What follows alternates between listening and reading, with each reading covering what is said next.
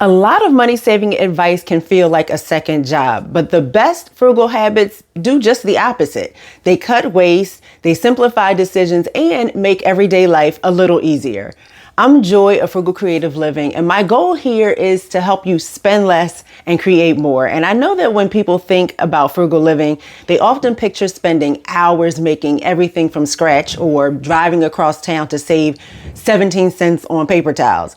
But it doesn't have to be that complicated. I have what I call my spend less system. And the third part of it is stretching everyday resources. And the focus of it is just making what you already have last longer. So you save time, you save energy, while helping you to get more use from those groceries and supplies and clothing and resources that you already have. So today I'm sharing 20 frugal habits that help you get more from what you already have while making life run more smoothly. Keep a short list of default meals. Just create a list of 5 to 10 simple meals that you can make without a recipe or a long grocery list or a whole bunch of emotional preparation. And for me, that would be spaghetti with jarred sauce and broccoli, or tacos, or breakfast for dinner, or quesadillas and corn, or just a simple chicken, rice, and veggie dish. Those default meals help eliminate that nightly question of what are we going to eat? They also reduce takeout spending because you already have a few easy answers available when you're tired and don't feel like doing a whole lot of thinking. Keep the ingredients for 2 or 3 of these meals on hand whenever possible. You don't need a freezer filled with 47 beautifully labeled meals. You just need enough food to stop one exhausting Wednesday night from turning into a $40 pickup order. Cook once and use it more than once. When you're already cooking a basic ingredient, make enough to use in another meal. And my favorites to do this with are rice and pasta.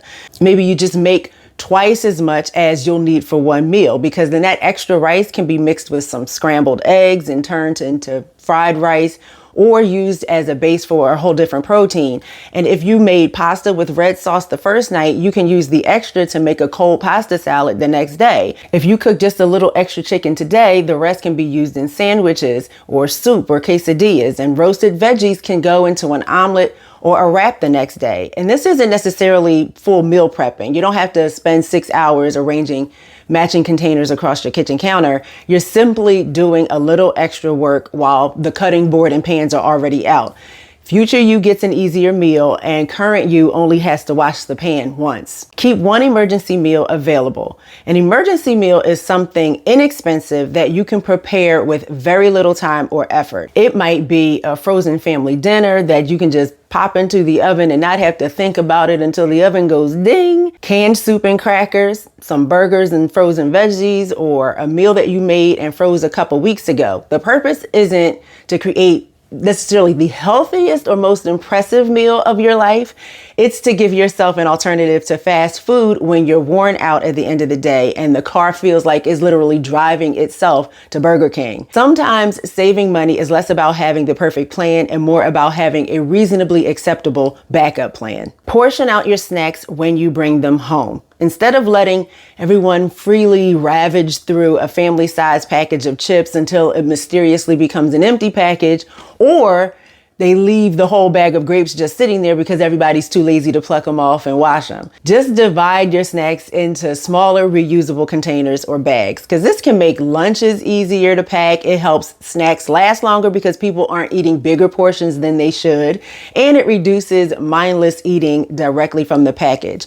You don't have to portion every cracker in your house. Even preparing just a few grab and go portions can be great for when you're running errands, and it helps expensive snacks to stretch further. Use the correct amount of laundry detergent. More detergent doesn't necessarily mean cleaner clothing. In fact, using too much detergent can leave residue on your clothes and inside the washing machine. You want to make sure that you check the directions for your detergent and your machine and measure it out instead of just filling the cap based on feelings. A lot of people would be surprised just how little detergent is actually recommended, especially for high efficiency washers.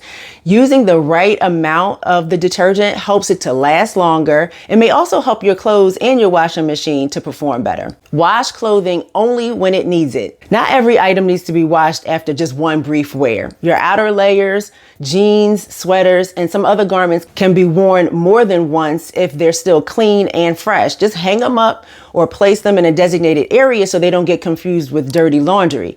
And washing less frequently reduces water energy use while also helping clothing to last longer. And every trip through the washer and dryer puts more wear on the fabric. Naturally, your socks, underwear, workout clothing, and anything that's visibly dirty should head directly to the laundry, because frugality should never require negotiations with basic hygiene. Air dry the clothing that's most likely to wear out. You don't have to hang every towel and sheet and sock on a clothesline unless that's something you want to do.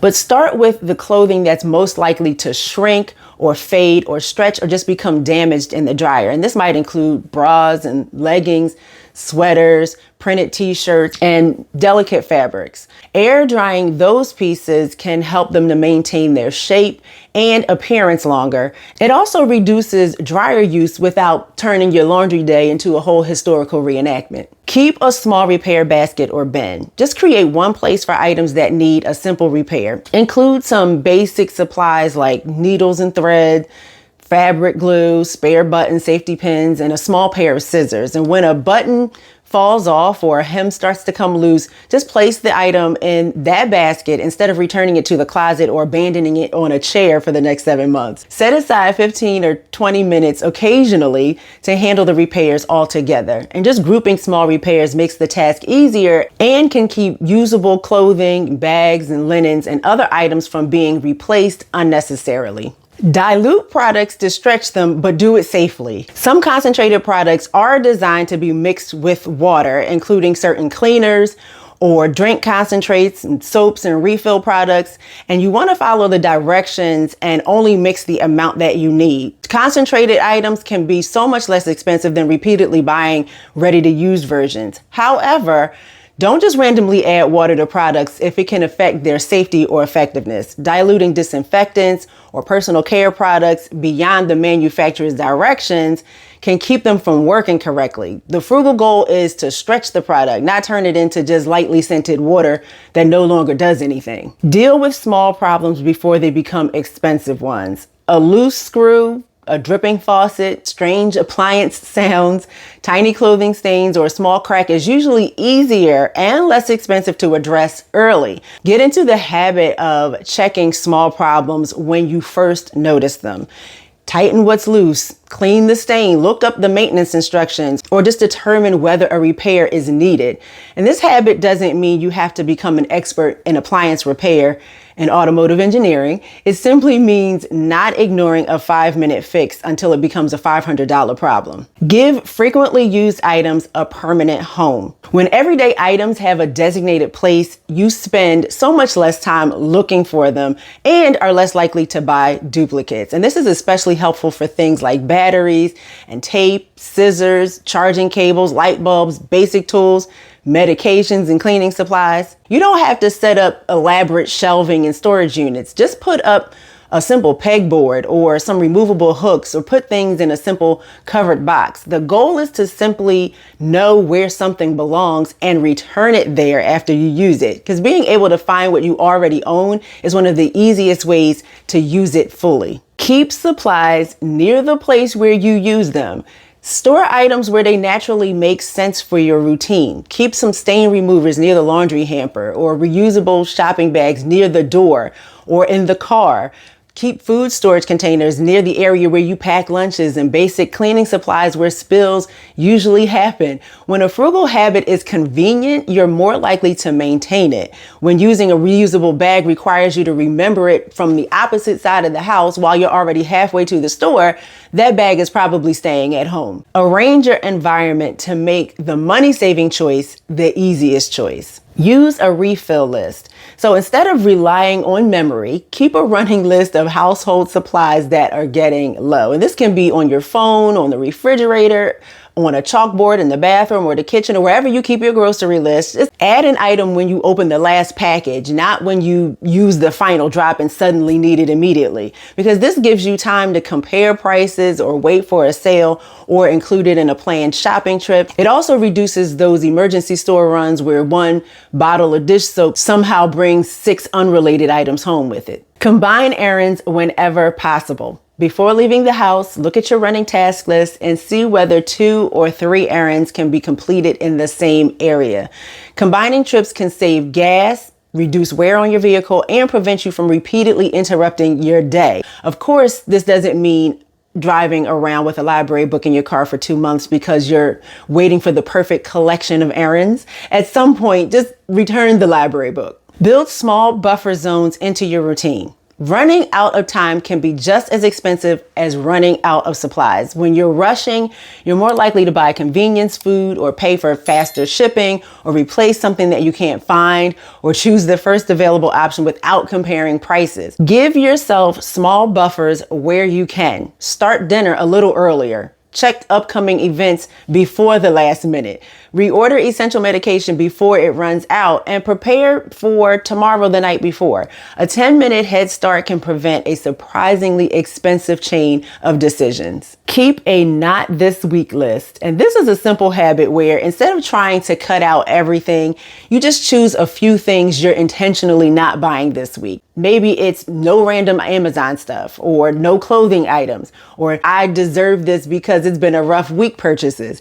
The beauty of this habit is that it gives your budget a little breathing room without making you feel like you're on a full-blown spending lockdown. You're not saying never. You're just saying not this week. And this is where frugal living starts to feel less like restriction and more like control. You're choosing a temporary pause in one area so that your money has a chance to stay put long enough to be genuinely useful. Round up every purchase in your mind. When you spend money, mentally round the purchase up to the next dollar, or $5 or $10. So if something costs $17.42, treat it like $20. If groceries are $86, think of it as $90. If a bill is $143, you can just mentally call it $150. It just makes your spending estimates more realistic and creates a small built-in cushion. It's especially helpful if you tend to look at your bank account and think, oh, I've got enough, right before 3 pending charges come strolling in like they own you and your mama. This habit just makes life easier because you stop budgeting down to the exact penny in your head, because that exact penny game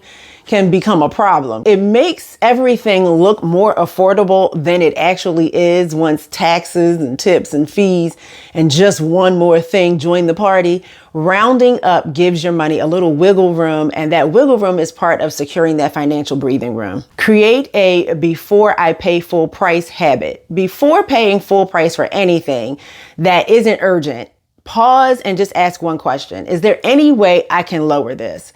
That might mean checking for a coupon code or waiting for a sale or using store rewards or buying secondhand or borrowing it or asking if there's a discount or just choosing a simpler version of whatever the thing is. And this isn't about spending an hour hunting for a 3% coupon like you're decoding a national treasure map. It's just creating a short pause before the purchase. Over time, this habit is going to make saving money feel more automatic because you're not trying to overhaul your entire budget all at once. You're just building a little discount reflex. And the point isn't for you to try to squeeze every last penny out until your calculator files a complaint. The point is to make, can I lower this cost, a normal part of how you shop. Save something before you spend the extra. So whenever you get money that you weren't fully expecting, maybe a refund or a rebate, birthday money or cashback reward, maybe a little something from your side income, or maybe even just a slightly lower bill than you expected. Decide ahead of time that part of it is going to go towards breathing room first. It doesn't have to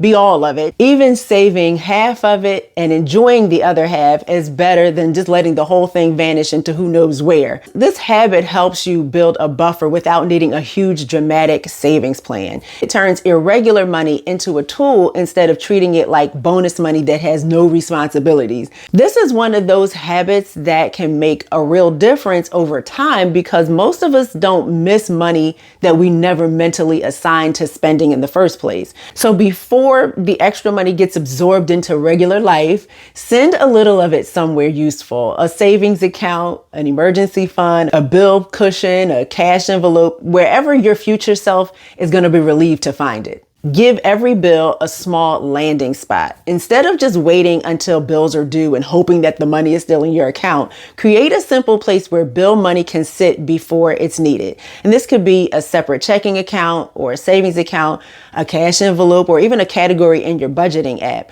The method doesn't have to be fancy, because the point is to stop mixing bill money with spending money.